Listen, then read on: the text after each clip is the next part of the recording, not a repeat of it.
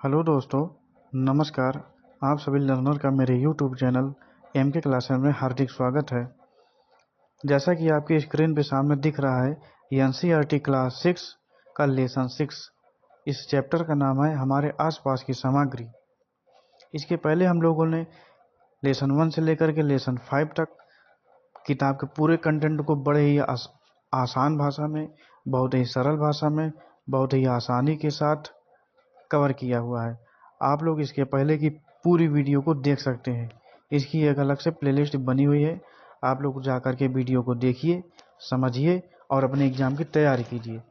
तो आइए हम लोग आज अपने इस क्लास को शुरू करते हैं। एनसीईआरटी क्लास 6 का लेसन 6, जिसका नाम है हमारे आसपास की सामग्री। जैसा कि इसके नाम से ही हमें स्पष्ट हो रहा है, हमारे आसपास की सामग्री का अवलोकन करना है। ठीक है, इसका पहला पॉइंट भी यह है, हमारे आसपास की वस्तुओं का अवलोकन। ठीक है, आइए इसको समझने की कोशिश करते हैं। इसमें एक कोटेशन दिया हुआ है। तो लेसन की शुरुआत करने से पहले हम लोग इस कोटेशन को पढ़ते हैं कि मूसा क्रूसिबल यानी कि पदार्थों को गलाने के लिए उपयोग किया जाने वाला पात्र बनाने के लिए उपयुक्त सामग्री मिट्टी और लोहा है। ये कोटेशन है, इसके बारे में हम लोग पढ़ेंगे अब आगे इसी लेसन में। ठीक है, तो आइए देखते हैं। तो हमारा पहला पॉइंट ये दिया हुआ है 6.1 कि हमारे आसपास की वस्तुओं का अवलोकन। तो अवलोकन के अंतर्गत हम लोग ये समझने की कोशिश करते हैं कि हम लोग अपने आसपास की वस्तुओं को जो देखते हैं, तो ये देखते हैं कि वे किन किन पदार्थों से बनी हुई है, किन किन मटेरियल से बनी हुई है। जैसे हम लोग जिस मकान में रहते हैं वो किस चीज़ का बना होता है? वो बना होता है सीमेंट का, ईंट का, बालू का, सरिया का, गिट्टी का, इन सभी मटेरियल से बना हुआ होता है। उस मकान के अंदर जो बिजली के वायरिंग होते हैं वो किससे बने होते हैं? तो वो कॉपर के वायर से बने होते हैं, एल्युमिनियम के वायर से बने होते हैं। उनमें जो स्विच वगैरह लगी होती हैं वो प्लास्टिक की लगी हुई होती हैं। ठीक है, और हमारे घर में कुछ घरेलू उपकरण होते हैं, जैसे जो है इलेक्ट्रिक केतली है, गैस सिलेंडर है, चूल्हा है, ठीक है, टीवी है, वॉशिंग मशीन है। ठीक है, ये सब किससे बने होते हैं? कुछ ऐसे पार्ट हैं जो इलेक्ट्रॉनिक से असेंबल हुए हैं, यानी इलेक्ट्रॉनिक मटेरियल भी हैं, उसमें प्लास्टिक भी है, उसमें कॉपर भी है, उसमें मोटर लगी हुई है। हमारे घर में फर्नीचर भी होता है। ठीक है, फर्नीचर हमारे कुछ लकड़ी के बने होते हैं, कुछ प्लास्टिक के बने होते हैं। ठीक है, हमारे घर में कुछ अलमारियां होती हैं जो लोहे की बनी होती हैं या फिर लकड़ी के बनी हुई होती हैं। ठीक है, कुछ ऐसी चीज़ें हैं जैसे खाने पीने का, जिस बर्तन में हम लोग खाते पीते हैं, तो वो किससे बनी होती है? स्टील की बनी होती है। कुछ बर्तन ऐसे होते हैं जो पीतल के बने हुए होते हैं। तो इस प्रकार से हम लोग अपने आसपास की सामग्री का अवलोकन देख के कर सकते हैं और उससे जानकारी हम लोग एकत्रित कर सकते हैं उसके बारे में कि वे क्या हैं, उनकी स्थितियाँ कैसी होती हैं। तो हम लोग के दिमाग में आता है ये बनता किस चीज़ से है? तो ये बनता है एक द्रव्य से। किससे बनता है? एक द्रव्य से बनता है। और उस द्रव्य की परिभाषा ये है कि द्रव्य वह मटेरियल होता है जो स्थान घेरता है, जिसमें भार होता है, उसे हम लोग क्या कहते हैं? द्रव्य कहते हैं। और ये सारी चीज़ें जो अभी हमने आप लोगों से डिस्कस की, ये सारी चीज़ें उसी द्रव्य से मिलकर बनी हुई होती हैं। तो आइए हम लोग इस पॉइंट को समझने की कोशिश करते हैं किताब से। ठीक है, ये देखिए, ग्रीष्म अवकाश के बाद घुलन और शीत अपनी नई कक्षा में जाने के लिए उत्साहित हैं। वे अपनी कक्षा में प्रवेश करते हैं और बातचीत करना आरंभ करते हैं। शीत पूछती है, आज तुम स्कूल क्यों आ लाए हो? तो कुछ समय बाद उनकी विज्ञान की शिक्षिका विद्या जी कक्षा में प्रवेश करती हैं। ठीक है, इसके पहले इन दोनों लोगों में डिस्कशन होता है। शीत पूछती है कि आज तुम क्लास में क्या लाए हो? तो वो बताता है, देखो मेरे पास नई नोटबुक है। शीत कहती है, मेरे पास भी नई नोटबुक और पेन है। ठीक है, जब शिक्षिका क्लासरूम में आ जाती हैं तो वो विद्यार्थियों से बातचीत करना आरंभ कर देती है। वह उनका ध्यान दैनिक जीवन में उपयोग होने वाली वस्तुओं की ओर आकर्षित करती हैं। वह पूछती हैं कि वस्तुएं एक दूसरे से किस प्रकार समान या किस प्रकार भिन्न है, उनके आकार और रंग क्या क्या है, जब आप उन्हें स्पर्श करते हैं तो कैसा अनुभव होता है, क्या उनमें से कुछ वस्तुएं दूसरी वस्तुओं से भारी हैं। तो सभी वस्तुएं किसी न किसी सामग्री से बनी हुई होती है, जैसे कागज है, लकड़ी है, कपड़ा है, कांच है, धातु है, प्लास्टिक है, मिट्टी है आदि। इन सारी चीज़ों से ये सब बने हुए होते हैं। ठीक है, आगे देखते हैं। आगे दिया गया है कि किसी वस्तु को बनाने के लिए उपयोग किए जाने वाले पदार्थ या पदार्थों का मिश्रण सामग्री कहलाता है। ठीक है, यहाँ पर एक चित्र दिया गया है जो मिट्टी के बर्तन का है। इसके बारे में हम लोग थोड़ा सा डिस्कशन कर लेते हैं, कोशिश करते हैं कि डायरेक्टली पढ़ के इसको हम लोग समझते हैं। तो भारतीय उपमहाद्वीप में पाए जाने वाले सबसे पुराने मिट्टी के बर्तन 7000 से 8000 वर्ष पूर्व के हैं, बहुत ही पुराने हैं, और गंगा के मैदानों और बलूचिस्तान में पाए गए हैं। लगभग 4000 सामान्य सम्मत सिंधु सरस्वती मैदानों के कई क्षेत्रों में चाक घुमाकर बनाए गए मिट्टी के बर्तनों का निर्माण रंगाई, विविध रंगों के सुरक्षात्मक या सजावटी लेप, जिन्हें स्लिप कहा जाता है, का अनुप्रयोग सजावटी पेंटिंग इत्यादि तकनीकें विकसित हुई।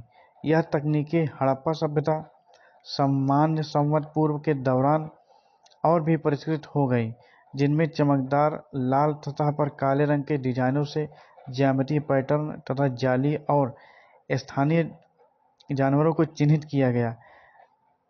हंडिया, थाली, कटोरे और अन्य वस्तुओं को बनाने के लिए उपयोग में लाई जाने वाली मिट्टी का सावधानीपूर्वक चुनाव कर उसे साफ किया जाता था और उसे एक घूमते पहिए पर आकार दिया जाता था और अंततः भट्टियों में पकाया जाता था। इस प्रकार पकी हुई मिट्टी को टेराकोटा कहते हैं। इन बर्तनों का उपयोग भोजन बनाने से लेकर अनाज, तेल, घी इत्यादि के भंडारण तथा विभिन्न प्रयोजनों के लिए किया जाता था। कुछ बहुत बड़े भंडारण पात्र और मिट्टी के अन्य पात्रों को राष्ट्रीय संग्रहालय नई दिल्ली में प्रदर्शित किया गया है। अर्थात इस कोटेशन में एकदम साफ साफ स्पष्ट रूप से ये बताया गया है कि मिट्टी के बर्तन कैसे बनते हैं और उस मिट्टी के बर्तन जो बने हुए उसको कहाँ किया जाता है।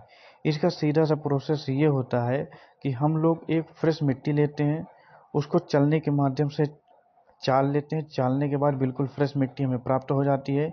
उसमें पानी डाल करके उसको हम मिट्टी को गीला कर लेते हैं, गीला करने के बाद उसको अच्छी तरह से मैश कर लेते हैं। अब मैश करने के बाद उसको चाक के माध्यम से बर्तन का आकार दे देते हैं। जब वो मिट्टी बर्तन का आकार ले लेती है तो उसे धूप में सुखाया जाता है और सुखाने के बाद उसको जो है भट्टी में पकाया जाता है। पकाने के बाद उसका रंग जो होता है वो लाल हो जाता है। ठीक है, लाल हो जाता है जब, तो क्या किया जाता है, उसके ऊपर जो है विभिन्न आकार के रंगों के माध्यम से उसमें डिजाइन बनाई जाती है, पेंटिंग से बनाई जाती हैं। ठीक है, तो इस प्रकार जो बर्तन तैयार होते हैं, इस प्रकार तैयार हुए बर्तन को टेराकोटा कहा जाता है। बिल्कुल साफ सुथरी भाषा इसमें दी गई है। ठीक है, आगे देखते हैं। वस्तुओं को समूह में कैसे बांटें, बहुत ही इंपॉर्टेंट पॉइंट है कि वस्तुओं को किस प्रकार से समूहों में हम बांट सकते हैं। तो आइए इसके बारे में हम थोड़ा सा ये जानने की कोशिश करते हैं कि पहले कि वस्तुएं किन किन चीज़ों से बनी हुई होती हैं। तो कुछ वस्तुएं ऐसी होती हैं जो लकड़ी की बनी होती है। तो जो लकड़ी के बने हुए होते हैं उसके अंतर्गत हमारी सोफ़ा सेट आ सकते हैं, लकड़ी की कुर्सी आ सकती है, लकड़ी के मेज आ सकते हैं, लकड़ी के फर्नीचर आ सकते हैं। तो लकड़ी से बनी हुई चीज़ों के अंतर्गत ये सारी चीज़ें आ सकती हैं। ठीक है, ये पहला वर्गीकरण हो गया। दूसरा वर्गीकरण जैसे लोहा हो गया, तो लोहे से बनी कौन कौन सी वस्तुएं आ सकती हैं, जैसे हमारी मोटर गाड़ियां हैं, छोटी बाइक हैं, लोहे की अलमारी हो सकती है, लोहे के कुछ अन्य मशीनरियां हो सकती हैं। तो ये सब लोहे के बनी हुई वस्तुएं होती हैं। मिट्टी की क्या चीज़ें बन सकती है, तो मिट्टी के दिए बन सकते हैं, छोटे छोटे बच्चों को खेलने के लिए जतोले बन सकते हैं। ठीक है, कुछ ऐसे बर्तन बन सकते हैं जिनका उपयोग हम लोग किसी अनाज को स्टोर करने के लिए रख सकते हैं।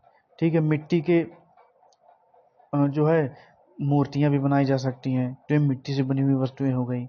और कैसे हो समूह हम लोग बना सकते हैं, स्टील का एक समूह बना सकते हैं। जैसे स्टील के बहुत सारे बर्तन बन सकते हैं जिसमें हम लोग भोजन करते हैं। जैसे स्टील के चम्मच है, गिलास है, कटोरी है, थाली है, लोटा है, ये सारी चीज़ें स्टील से बनाई जा सकती हैं। बहुत सारी वस्तुएं हैं जो कांच से भी बनाई जा सकती है। जैसे कांच से जो है हमारा एक्वेरियम बनता है जिसमें मछलियाँ पाई जाती हैं। कांच के जो है कुछ शोकेस के तौर पर अलमारी में भी लगाए जा सकते हैं। कांच जो है गाड़ियों में भी यूज होते हैं। ठीक है, इस तरीके से बहुत से ऐसे समूह हैं जिनका हम लोग अलग अलग फॉर्म में उसको सेट कर सकते हैं। बहुत से ऐसे समूह बनाए जा सकते हैं। ठीक, तो हम लोग देखते हैं बुक के थ्रू कि वस्तुओं को समूह में व्यवस्थित करने की विधि वर्गीकरण कहलाती है। वस्तुओं को उनके एक समान गुणों के आधार पर समूहों में विभाजित किया जा सकता है। अभी अभी हम लोगों ने इसके बारे में डिस्कशन किया कि कुछ वस्तुएं ऐसी हैं जो लकड़ी की बनी हैं, कुछ वस्तुएं ऐसे हैं जो स्टील के बने हैं, कुछ वस्तुएं ऐसे हैं जो लोहे की बनी हुई हैं। तो स्टील से बनी वस्तुएं अलग, लोहे से बनी हुई वस्तुएं अलग, लकड़ी से बनी हुई वस्तुएं अलग। इस प्रकार से उनको अलग अलग हम लोग वर्गीकृत कर सकते हैं। ठीक है, इसी प्रकार से हम कुछ गुणों के आधार पर सामग्रियों का वर्गीकरण कर सकते हैं। ठीक है, आइए आगे देखते हैं। इसमें इसी वर्गीकरण के बारे में दिया गया है। ठीक है, आगे देखते हैं। यहाँ पर भी कुछ गेंदें दी गई हैं, कोई खास इसमें कुछ है नहीं। आगे देखते हैं। ये सामग्रियों के विभिन्न गुण क्या होते हैं, उनके विभिन्न गुण क्या होते हैं, इसके बारे में हम लोग डिस्कशन करते हैं। तो सामग्रियों के गुण को जानने के लिए हमें उसको अवलोकित करना पड़ेगा। हम उसको अवलोकन करते हैं तभी पहचान पाएंगे कि कौन सी सामग्री में क्या क्वालिटीज़ हैं, उसमें गुण क्या हैं। ठीक है, तो आइए इसको देखते हैं कि विभिन्न सामग्रियों से निर्मित वस्तुएं प्रायः एक दूसरे से भिन्न दिखती हैं। बिना पॉलिश की हुई ताजी कटी हुई लकड़ी का स्वरूप लोहे से बिल्कुल भिन्न होता है। वही लोहा तांबे या एल्यूमीनियम से भिन्न दिखता है। तथापि लोहा, तांबा और एल्यूमीनियम में कुछ समानताएं हो सकती हैं जो उन्हें लकड़ी से अलग बनाती हैं। आइए वस्तुओं को अलग अलग छांटने का प्रयास करते हैं।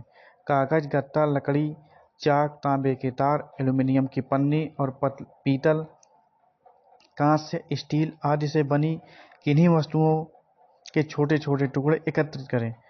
अपने द्वारा एकत्रित की गई वस्तुओं को देखें, क्या इसमें कोई प्रकाश पड़ने पर चमकती है। उनके गठन यानी खुरदुरी या चिकनी, रंग और ध्यान देने योग्य अन्य विशेषताओं का अवलोकन करें।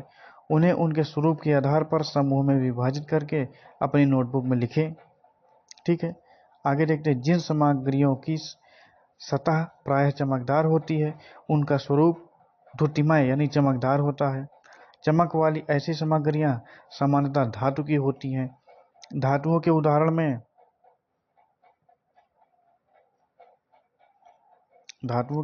में लोहा आ सकता है, तांबा हो सकता है, जस्ता हो सकता है, एल्यूमीनियम हो सकती है, चांदी, सोना हो सकता है, चांदी भी हो सकती है, इत्यादि सम्मिलित हो सकते हैं। तथापि कुछ धातुएं हवा और नमी के प्रभाव के कारण अपनी चमक खो देती हैं, फीकी एवं द्युतिहीन दिखाई देने लगती है।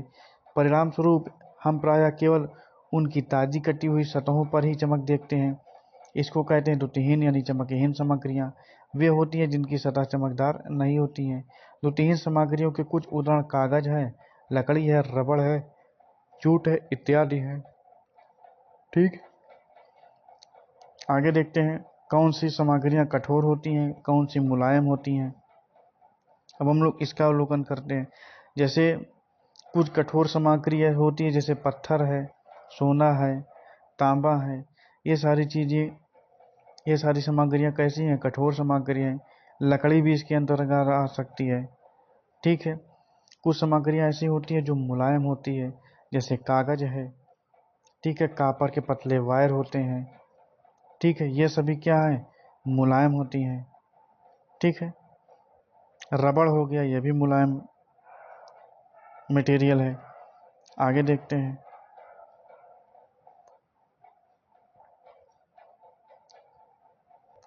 आगे ये दर्शाया गया है कि उन सामग्रियों का पता लगाइए जिनके आर पार हम देख सकते हैं और वे सामग्रियाँ जिनके आर पार हम नहीं देख सकते हैं। तो इसके बारे में भी हम लोग डिस्कशन कर लेते हैं। ठीक है, देखते हैं। एक वस्तु ये है, एक ये है और एक ये है। आपके सामने तीन वस्तुएं दिखाई दे रही हैं। एक वस्तु ये है जिसके आर पार हम लोग देख सकते हैं, एक वस्तु ये है इसके आर पार हम लोग नहीं देख सकते हैं, एक वस्तु ये है जिसके इस पार से उस पार हम लोग आंशिक रूप से देख पाते हैं। तो इसका सीधा सा सेंस यह निकल के आता है कि ऐसी वस्तुएं जिनके आर पार हम लोग देख सकते हैं उन्हें पारदर्शी वस्तुएं कहते हैं। ऐसी वस्तुएं जिनके आर पार हम लोग नहीं देख सकते हैं अपारदर्शी वस्तुएं कहलाती हैं। ऐसी वस्तुएं जिनके आर पार हम लोग आभासी रूप से देख सकते हैं, यानी आंशिक रूप से देख सकते हैं, उन्हें आभासी वस्तुएं कहते हैं। ठीक है, पारदर्शी वस्तुओं के अंतर्गत आपका कांच आ सकता है। अपारदर्शी वस्तुओं के अंतर्गत हमारा मटेरियल जैसे लोहा है, प्लास्टिक है, ये सारी चीज़ें आ सकती हैं। पारभासी के अंतर्गत तेल लगा हुआ कागज हो सकता है। ठीक है, ये इसके उदाहरण थे। ठीक है, आगे देखते हैं। आगे बढ़ने से हम पहले हम लोग ये देखते हैं किताब के थ्रू को क्या है। ठीक है, ये दिया गया है, जिन सामग्रियों के आर पार देखा जा सकता है उन्हें पारदर्शी कहा जाता है। कांच, जल, हवा, सेलोफेन कागज इत्यादि पारदर्शी सामग्रियों के उदाहरण होते हैं।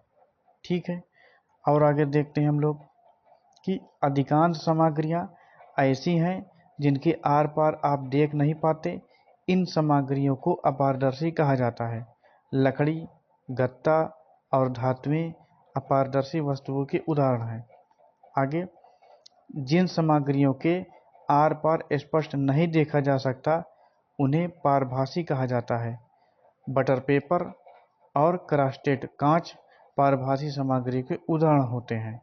ठीक है, इसके आगे हम लोग देखते हैं जल में क्या घुलनशील है और क्या नहीं। इसका अवलोकन तो हम लोग खुद से भी कर सकते हैं कि जल में क्या घुलनशील है और क्या घुलनशील नहीं है। ठीक है, देखते हैं जल में क्या घुलनशील है, क्या घुलनशील नहीं है। एक एग्जाम्पल के थ्रू हम इसको समझने की कोशिश करते हैं। ठीक है, मान लीजिए हमारे पास एक गिलास ये है। ठीक है, और एक गिलास ये है। ठीक है, इसमें पानी भरा हुआ है इस प्रकार से, इसमें भी पानी भरा हुआ है, इसमें भी पानी भरा हुआ है। ठीक है, इस प्रकार से इन दोनों में पानी भरा हुआ है। अब एक गिलास ये ऐसा है कि इसमें जो जल है इस जल में जो है चीनी डाल दिया जाता है। ठीक है, और इसमें क्या डाल दिया जाता है, कुछ पत्थर के टुकड़े डाल दिए जाते हैं। ठीक है, अब इसको दोनों को सेक किया जाता है। हम लोग ये देखते हैं कि जिस पानी में चीनी पड़ा हुआ है वो चीनी जो है पानी में पूरी तरीके से घुल जाती है और हमें चीनी के छोटे छोटे जो दाने होते हैं वो दिखाई नहीं देते हैं। तो क्या हम कह सकते हैं कि यह चीनी पानी में घुलनशील होती है। लेकिन वहीं जब किसी पत्थर को पानी के अंदर डाला जाता है और उसको सेक किया जाता है, सेक करने के बाद यह पत्थर पानी में नहीं घुलता है, बल्कि वह पत्थर जिस फॉर्म में डाला जाता है उसी फॉर्म में ही पानी के अंदर बना रहता है। तो इस प्रकार से पत्थर क्या होता है, अघुलनशील पदार्थ होता है। इसी प्रकार से घुलनशील पदार्थ के अंतर्गत जैसे चीनी हो गया, हमारा नमक हो गया। ठीक है, ये घुलनशील पदार्थ होते हैं। अघुलनशील के अंतर्गत पत्थर आ सकता है, प्लास्टिक आ सकता है, लकड़ी आ सकता है। ये सभी क्या होते हैं, अघुलनशील पदार्थ होते हैं। ठीक है, देखते हैं इसके बारे में। ठीक है, आपने देखा होगा कि कुछ सामग्रियां जल में मिलाने पर पूर्णतः अदृश्य हो जाती हैं। हम कहते हैं कि यह सामग्री जल में घुल जाती है या यह जल में घुलनशील है। कुछ सामग्रियां जल में नहीं घुलती और बहुत देर तक घोलने पर भी अदृश्य नहीं होती। ये सामग्रियां जल में अघुलनशील हैं। जल हमारे शरीर में होने वाली प्रक्रियाओं में एक महत्वपूर्ण भूमिका निभाता है, क्योंकि यह बहुत सी सामग्रियों को घोल सकता है। ठीक है, जल में घुलनशील ये अवस्था है और जल में अघुलनशील की ये अवस्था होती है। आप स्वयं ORS घोल बना सकते हैं। हम लोग ORS के बारे में एक बार जानने की कोशिश करते हैं। तो कभी कभी ये होता है कि हमको डायरिया की शिकायत हो जाती है, जिसके माध्यम से हमारे शरीर में पानी की अत्यधिक कमी हो जाती है। तो डॉक्टर दवा के साथ साथ हम लोगों को ORS का घोल देते हैं। ये क्या होता है, नमक और चीनी का घोल दानेदार मिश्रण होता है। इसको हम लोग क्या करते हैं, पानी में डाल करके उसको घोलते हैं। जब वो पूरी तरीके से पानी में घुल जाता है तो हम उसको पी लेते हैं, जिससे हमारे शरीर में पानी की जो कमी होती है उसकी पूर्ति हो जाती है। तो इस प्रकार से ORS घोल क्या है, जल में एक घुलनशील मटेरियल होता है। ठीक है, ORS रिहाइड्रेशन सॉल्यूशन का उपयोग दस्त या अन्य रोगों के कारण हुई पानी की कमी यानी निर्जलीकरण के उपचार के लिए किया जाता है। ये ORS पैकेट प्राथमिक स्वास्थ्य केंद्रों और बाजार में भी उपलब्ध होते हैं। प्रत्येक पैकेट को 1 लीटर जल में घोलकर उपयोग किया जा सकता है। यदि यह उपलब्ध नहीं है तो उबालकर ठंडे किए गए 1 लीटर जल में 4 चम्मच चीनी और आधा चम्मच नमक मिलाकर घर पर ही हम लोग ORS का घोल बना सकते हैं। ये इसका फार्मूला होता है। अगर आपके मार्केट में ORS का घोल का पैकेट जो होता है वो मिलता है तो ठीक है, अगर नहीं मिलता है तो ORS को बनाने का यहाँ पर तरीका दिया गया है कि हम लोग 1 लीटर जल लेते हैं और 1 लीटर जल के सापेक्ष हम लोग 6 चम्मच चीनी लेते हैं और 6 चम्मच चीनी के साथ आधा चम्मच नमक लेते हैं। उस चीनी और नमक को पानी में डाल करके उसको घोल लेंगे, वह ORS घोल तैयार हो जाता है। ठीक है, ये दो लोग आपस में डिस्कस कर रहे हैं, क्या तेल, सिरका, शहद जैसे द्रव जल में घुल जाते हैं? आइए पता लगाएं। तो ये जल में विद्यमान गैसों के विषय में क्या कह सकते हैं? ठीक, तो यहाँ पर आगे दिया गया है, कुछ द्रव जल में पूरी तरह मिल जाते हैं, कुछ द्रव जल के साथ मिश्रित नहीं होते और कुछ समय के लिए रख देने पर एक अलग परत बना लेते हैं। इस प्रकार कुछ गैसें जल में घुलनशील होती है जबकि अन्य नहीं। उदाहरण के लिए ऑक्सीजन गैस जल में घुल जाती है। यह जल में रहने वाले जंतुओं और पौधों के अस्तित्व के लिए बहुत ही महत्वपूर्ण होती है। ठीक, आगे, कितना हल्का कितना भारी, बहुत ही आसान है इसको समझना। ठीक है, कोई सामग्री भारी है या हल्की इसका पता द्रव्यमान नामक गुण को मापकर किया जा सकता है जब उनके आयतन समान हो। यानी जो सामग्री भारी होती है उसका द्रव्यमान अधिक होता है और जो हल्की होती है उसका द्रव्यमान कम होता है। ठीक है, यानी कुछ वस्तुएं ऐसी होती है जो भारी होती है, जैसे लोहे के बने मटेरियल होते हैं, लकड़ी के बने मटेरियल होते हैं, ये सब क्या होते हैं, भारी मटेरियल होती हैं।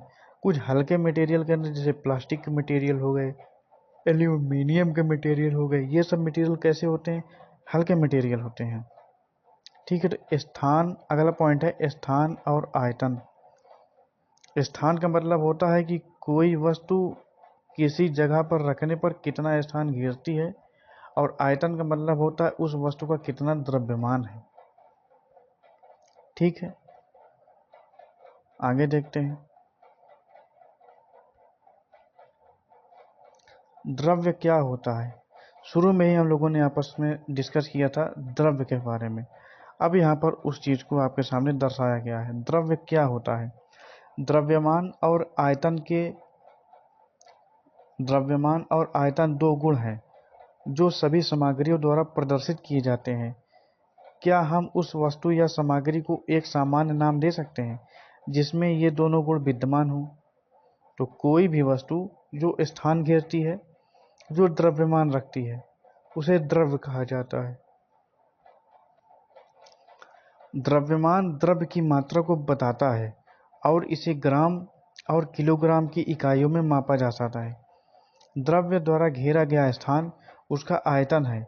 आयतन को लीटर और मिलीलीटर इकाइयों में माप सकते हैं। ठीक है, आगे देखते हैं। तो इस प्रकार से हमारा ये लेसन समाप्त होता है, जिसके आखिर में कुछ प्रमुख शब्द दिए गए हैं: वर्गीकरण, कठोर, अघुलनशील, द्युतिमान, द्रव्यमान, सामग्री, द्रव्य, द्युतिहीन यानी अचमकदार, अपारदर्शी, नरम या कोमल, घुलनशील, पारभासी, पारदर्शी, आयतन। इन सब के बारे में अभी हम लोगों ने थोड़ी देर पहले पढ़ा हुआ था, जिसका बहुत डिटेल में आपको हमने बताया हुआ है।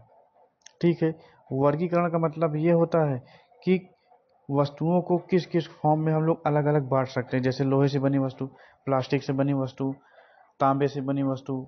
ठीक है, कठोर का मतलब ये होता है कि एक ऐसी वस्तु जिसको यदि हम दबाते हैं तो वो दबती नहीं है। ठीक है, अघुलनशील क्या होता है? अघुलनशील वो मटेरियल होता है जब हम किसी मटेरियल को पानी में डालकर घोलते हैं और घोलने के बाद उसकी स्थिति में परिवर्तन नहीं होता है, अर्थात वो उस जल में क्या दिखाई ही देता है, घुलता नहीं है, तो वो क्या होता है? अघुलनशील होता है। द्युतिमय क्या होता है? चमकदार होता है। तो धातुओं के बने मटेरियल चमकदार होते हैं। द्रव्यमान क्या होता है? किसी वस्तु का भार होता है, उसमें कितनी वजनाई है, वही उसका द्रव्यमान है। सामग्री का मतलब ये होता है कि कोई वस्तु किस सामग्री से बनाई जा रही है, यानी कुछ वस्तुएं ऐसी होती हैं जो लकड़ी से बनाई जाती हैं, कुछ ऐसी वस्तुएं तो जो प्लास्टिक से बनती हैं, कुछ ऐसी वस्तुएं जो लोहे से बनती हैं, कुछ ऐसी वस्तुएं जो चांदी या तांबे से बनती हैं। ठीक है, द्रव्य क्या होता है? अभी अभी हम लोगों ने पढ़ा, द्रव्य वह होता है जो स्थान घेरता है, जिसका एक निश्चित द्रव्यमान होता है। द्युतिहीन यानी चमकहीन वस्तुएं क्या होती हैं? कुछ वस्तुएं ऐसी होती हैं जो समय के साथ अपने चमक को खो देती है, वो द्युतिहीन वस्तुएं कहलाती हैं। अपारदर्शी क्या होता है? ऐसी वस्तुएं जिनके इस पार से उस पार हम लोग नहीं देख सकते हैं, अपारदर्शी वस्तु कहलाती है। नरम या कोमल क्या होते हैं? ऐसी वस्तुएं जिनको दबाने पर वो आसानी से दब जाती हैं, जैसे स्पंज हो गया, रबड़ हो गया। ये सारे ऐसे मटेरियल होते हैं जिनको दबाने पर वो आसानी से दब जाते हैं। घुलनशील क्या होते हैं? ऐसी मटेरियल जो जल में घोलने पर पूरी तरीके से घुल जाती हैं और वो अदृश्य हो जाती हैं, वो क्या होते हैं? घुलनशील होते हैं। पारभासी क्या होता है? पारभासी वे होते हैं जिनके इस पार से उस पार हम लोग आंशिक रूप से देख पाते हैं।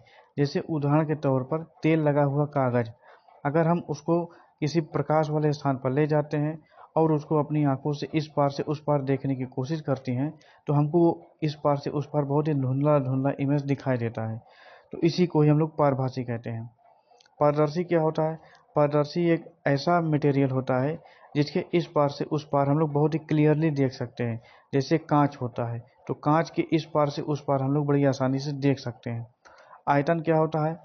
आयतन वह होता है किसी वस्तु का निश्चित जो भार होता है, उसमें कितनी वजनाई होती है, वही उसका आयतन होता है। ठीक है, आइए अब इस लेसन के सारांश की ओर एक बार नज़र डालते हैं कि वस्तुएं विभिन्न प्रकार की सामग्रियों से बनाई जाती है। कोई वस्तु एक ही सामग्री या विभिन्न सामग्रियों के संयोजन से बनी हो सकती है। आगे देखते हैं, हम एक जैसे कार्य करने वाली वस्तुएं बनाने के लिए विभिन्न सामग्रियों का उपयोग कर सकते हैं। आगे देखते हैं, सामग्रियों को समूहों में व्यवस्थित करने की विधि को वर्गीकरण कहा जाता है। सामग्रियों में विभिन्न गुण होते हैं जो उनके उपयोग को निर्धारित करते हैं। आगे, सामग्रियों को उनके गुणों में समानता या अंतर के आधार पर समूहबद्ध या वर्गीकृत किया जाता है। आगे, सामग्रियां उनके अनुरूप के आधार पर समूहों में बांटी जा सकती हैं, जैसे द्युतिमय चमकदार एवं द्युतिहीन चमकहीन, और कुछ को स्पर्श अनुभव के आधार पर कठोर या नरम। आगे, सामग्रियों को पारदर्शी, पारभासी या अपारदर्शी के रूप में वर्गीकृत किया जाता है। ठीक है, इस बात पर यह निर्भर करता है कि हम उनके आर पार कितनी स्पष्टता से देख सकते हैं। कुछ सामग्रियां जल में घुलनशील होती हैं, जबकि कुछ अघुलनशील होती हैं। अगला पॉइंट, कोई भी वस्तु जो स्थान घेरती है और जिसका द्रव्यमान होता है उसे द्रव्य कहते हैं। ठीक है। अगला पॉइंट, द्रव्य द्वारा घेरा गया स्थान उसका आयतन होता है। ठीक है। द्रव्यमान किसी वस्तु में विद्यमान द्रव्य की मात्रा का मापन होता है। ठीक है दोस्तों, इस प्रकार से हमारा यह चैप्टर समाप्त होता है। ठीक है। हमारा ये chapter lesson 6 NCERT class 6 lesson 6 जिसका नाम है हमारे आसपास की सामग्री, यह चैप्टर हमारा समाप्त होता है। इस चैप्टर में जो पॉइंट आपको समझ में ना आया हो, आप लोग हमसे कमेंट से पूछ सकते हैं, कमेंट कर सकते हैं और कमेंट का जवाब हम आपसे दे सकते हैं। इस प्रकार से आपके एग्जाम पॉइंट ऑफ व्यू से जो भी टॉपिक, जो भी कंटेंट आपके लिए बहुत ही महत्वपूर्ण था, उसको बड़े ही अच्छे से समझाया गया है। जो चीज़ें आपको समझ में ना आई हुई हो, आप लोग कमेंट के माध्यम से हमसे पूछ सकते हैं। आपको अगर वीडियो पसंद आ रही हो तो आप वीडियो को लाइक कीजिए, कमेंट कीजिए, शेयर कीजिए। मेरे चैनल एमके क्लासेस को आप लोग सब्सक्राइब ज़रूर कीजिए।